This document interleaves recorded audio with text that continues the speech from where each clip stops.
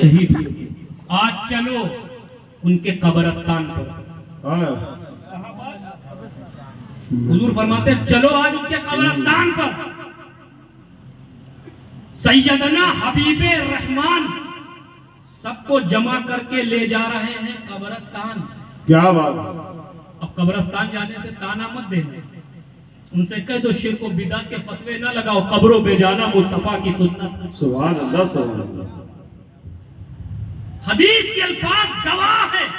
لما دخل رسول اللہ صلی اللہ علیہ وسلم علی قبر عمہ, انہی شہیدوں میں حضور کے چچا حضرت امیر حمزہ بے شک سرکار داخل ہوئے قبرستان میں, اپنے چچا امیر حمزہ کو سلام کیا انہو سلم علیہ, اور پھر سرکار نے تمام اہل قبور کو مخاطب کر کے فرمایا السلام علیکم یا اہل القبور انتم السابقون ونحن انشاءاللہ بکم اللاحقون.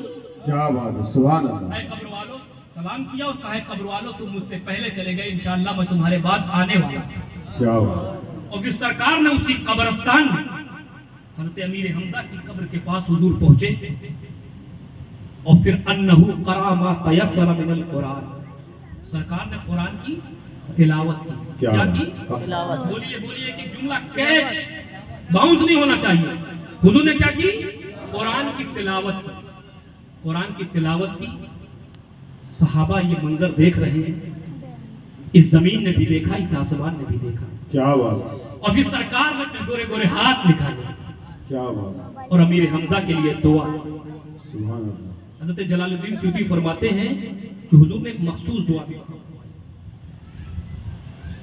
حضرت حضور صلی اللہ علیہ وسلم حضرت امیر حمزہ کے لیے دعا فرما رہے ہیں. چشم فلک نے یہ منظر دیکھا, اس زمین نے دیکھا, اس آسمان نے دیکھا. ہمیں امیر حمزہ کی قسمت کو سلام, امیر حمزہ کی عظمت کو سلام کہ جن کے لیے حضور دعا. اب اسی قبرستان میں دعا ختم ہوئی, صحابہ نے آمین کہا. دعا ختم ہوئی, چلے جانا چاہیے, لیکن میرے مصطفیٰ نے اسی قبرستان میں ایک منبر لگوایا. کیا بات. کیا لگوایا بولیے, منبر لگوایا. منبر تو ہمارے یہاں جلسوں میں ہوتا ہے, جیسے یہ آج منبر لگا ہوا ہے, کرسی لگی ہوئی ہے. مسجدوں میں منبر ہوتا ہے, شادیوں کے اسٹیجز پہ منبر ہوتا ہے, لیکن قبرستان میں منبر. توجہ, قبرستان تو پتا چلا حضور مدینے سے منبر لے جانے کا اہتمام کر. کیا بات. حضور نے منبر لگوایا اور سرکار اسی منبر پر کھڑے ہوئے. سرکار اسی منبر پر کھڑے ہوئے, خطبہ دیا. خطبہ دیا, کیا دیا, خطبہ دیا. خدا کی حمد بیان کی, پھر اپنے کچھ ذاتی فضائل بیان کیے. ارے میں کہتا ہوں اس پر اعتراض کرنے والوں, حسین کی محفل پہ اعتراض کرنے والوں, کیا بات. بتاؤ. یہ عرس نہیں تو اور کیا ہے, یہ جشن نہیں تو اور کیا ہے. یہی تو عرس کی, جشن کی اجزائے ترکیبیہ ہوتی ہے. جب ہم کسی بزرگ کا عرس کرتے ہیں, ان کے نام پہ محفل سجاتے ہیں, تو کیا کرتے ہیں, قرآن کی تلاوت کرتے ہیں, نعتیں پڑھتے ہیں, منقبتیں پڑھتے ہیں, ذکر و اذکار کرتے ہیں, خطبہ دیتے ہیں, اس کا ثواب اکٹھا کرتے ہیں, نعتیں پڑھتے ہیں, اس کا ثواب اکٹھا کرتے ہیں, منقبتیں پڑھتے ہیں, اس کا ثواب اکٹھا کرتے ہیں, قرآن کی تلاوت کرتے ہیں, ان کا ثواب اکٹھا کرتے ہیں. جب سارے ثواب جمع ہو جاتے ہیں تو ہم سب کو اکٹھا کر کے روح والے کو, ذکر والے کو ارسال کر دیتے ہیں. ارے مصطفیٰ نے یہ کر کے بتا دیا کہ قیامت تک آنے والی امت سن لو, یہ جشن شہیدہ, یہ عرس, یہ جشن شہیدہ شرک و بدعت نہیں بلکہ میری سنت. سبحان اللہ سبحان اللہ. بہت اچھا, بہت اچھا. اب دیکھیے اس طرف آپ کے ذہن کو لانا چاہتا تھا, امیر حمزہ ہے کون, امیر حمزہ ہے کون. تو آپ کا جواب ہوگا حضرت امیر حمزہ حضور کے چچا ہیں, محترم ہے, چچا جان ہے, صحابہ بدر کا وقار ہے امیر حمزہ. سبحان اللہ.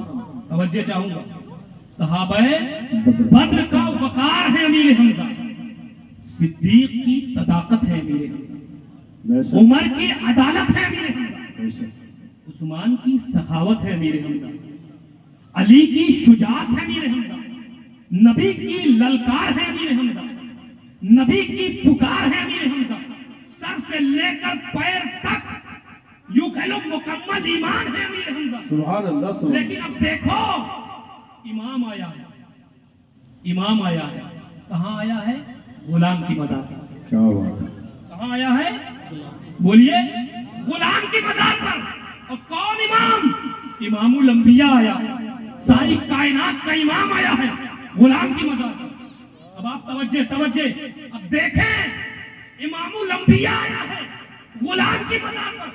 صحابہ بدر کا وقار ہے امیر حمزہ, حیدر کی پکار ہے امیر حمزہ, لیکن مصطفیٰ کے غلام پہلے ہے, غلام پہلے ہے.